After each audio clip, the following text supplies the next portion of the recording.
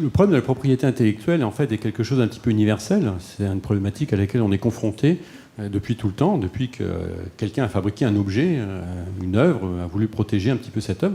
Tout au moins, alors protéger, c'est au moins revendiquer son droit d'antériorité, son droit d'auteur, en être l'auteur, pas forcément gagner des sous avec, mais en être l'auteur. Dans notre environnement, éducation supérieure, recherche, dans le monde académique, on produit de la science. La science est diffusée sous forme d'articles scientifiques, par exemple, éventuellement sous forme de brevets, sous forme de savoir-faire. Les articles scientifiques sont publics. Néanmoins, on souhaite protéger, par exemple, leurs auteurs. On a des cahiers de laboratoire. Les cahiers de laboratoire peuvent décrire des processus, des process. Il peut y avoir un brevet débouché sur un brevet. Donc là, il peut y avoir un enjeu financier. Donc là, ce qu'on va vouloir protéger, c'est un savoir-faire, comme un brevet, en fait, pouvoir protéger la chose.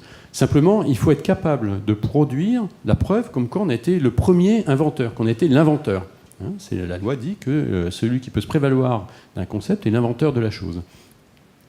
Voilà.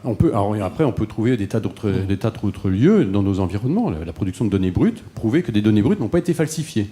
On a fait une acquisition sur un instrument scientifique et on veut pouvoir prouver que ça n'a pas été modifié depuis que ça a été acquis à telle date. Voilà. Et la technologie blockchain offre la possibilité d'enregistrer l'état d'un document à un instant donné. Et cet état de manière infalsifiable et de manière horodatée.